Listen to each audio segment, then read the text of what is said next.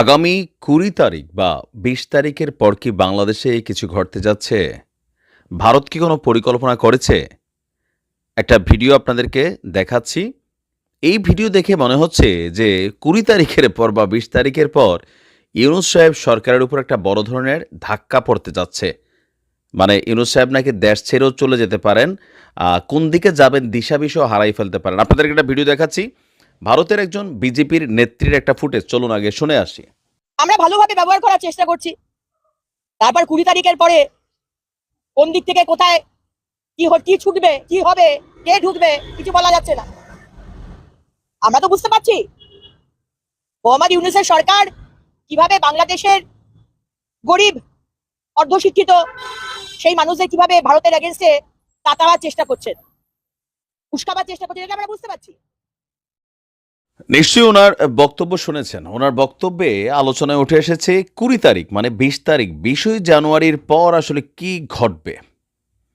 তার এই বক্তব্যটা অনেক লম্বা চূড়া। এই বক্তব্যটা শোনার পর এটা তো স্পষ্ট যে ভারতের সাথে এই মুহূর্তে বাংলাদেশের সীমান্ত থেকে শুরু করে সরকার টু সরকার যেই সম্পর্কের অবনতি, বিজেপি নেত্রীর এই কথার মধ্যে এটা স্পষ্ট। বিজেপি নেত্রী মনে করছে বা ভারত মনে করছে এই ইউনূস সরকার বেসিক্যালি মৌলবাদীদের দ্বারা পরিচালিত হয়। ইভেন এখানে জামাত দ্বারাই এই সরকারটা পরিচালিত হচ্ছে।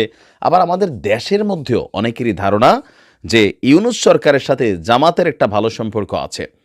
বিজেপি নেত্রীর এই বক্তব্যের মূল কারণটা হচ্ছে যে এই মুহূর্তে বাংলাদেশে ভারত বিদ্বেষ যে সেন্টিমেন্টটা আছে সরকারের মধ্যে বা জনগণের মধ্যে ছড়িয়ে গেছে, এটাকে ছড়াই দিচ্ছে একটা গোষ্ঠী। আর এই গোষ্ঠীর কারণেই ডক্টর মোহাম্মদ ইউনূস তিনি ভারতের সাথে সুসম্পর্ক বজায়ে ভয় পাচ্ছেন। ইভেন ওই গোষ্ঠী যারা ভারত বিদ্বেষ ছড়ানোর মাধ্যমে নিজেরা এই মুহূর্তে একটা ক্ষমতার বলয়ের মধ্যে নিজেরা রেখেছেন বা সরকারকেও চাপে রেখেছেন। সো ওই গোষ্ঠীটা আসলে খুব শীঘ্রই নাই হয়ে যাবে।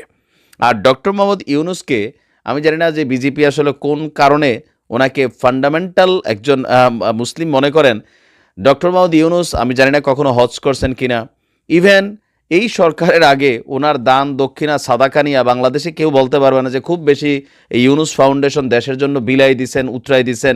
ইভেন দেশের বিষয়েও ডক্টর ইউনূস কখনো মাথা ঘামাইতেন না। তিনি তার ব্যবসা বাণিজ্য প্রসারণা করছেন বা নামাজ পড়েন নিয়মিত, মাহফিলে যান, তাবলিগে যান, এমন কোনো দৃশ্য কিন্তু নয়, বা হজে গেছেন।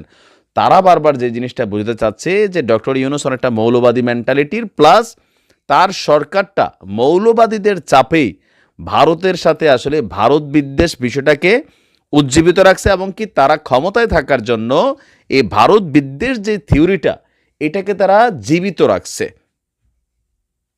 ইভেন আগামী ২০ তারিখের পর কি ছুটে যাবে, ভারতের ওই যে বিজেপির আরেক বিধায়ক আছেন শুভেন্দু, বলছে ৪-৫টা ড্রোন নাকি মারলেই চলবে, বাংলাদেশ কাইপা যাবে, এদের কাছে এমন ড্রোন আছে।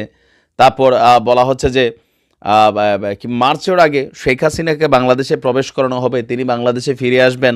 নানান ধরনের বক্তব্য বিজেপির মাধ্যমে প্রতিনিয়ত মিডিয়ার সামনে আসছে। ইভেন বাংলাদেশ সম্পর্কে বিজেপির সরকার পরিকল্পিতভাবে সুকৌশলে অনেক ধরনের সেন্টিমেন্ট কিন্তু ভারতের জনগণকে খাওয়ানোর চেষ্টা করছেন তাদের মিডিয়া প্ল্যাটফর্মকে ব্যবহার করেও। তবে এই নেত্রীর কথায় একটা নতুন প্রশ্নবোধক ডেট সামনে আসছে ২০ জানুয়ারি। এরপর ভারত আসলে কি করবে বাংলাদেশের সাথে। আবার ভারতীয় সেনাপ্রধানের একটা স্পষ্ট বার্তা, এই অন্তর্বর্তী সরকারের সাথে তারা ভালো সম্পর্ক স্টেবল করবে না, নির্বাচিত সরকারের সাথেই ভারত স্বাভাবিক সম্পর্ক বজায় রাখবে। অন্তর্বর্তী সরকারকে তারা আসলে বন্ধু হিসাবে দেখে না। কোথাও না কোথাও বিষয়টা এমনই। এখন আসলে কি ঘটছে ২০ তারিখের পরে অপেক্ষা করতে হবে, সরকারকেও সতর্ক থাকতে হবে। ভালো থাকুন।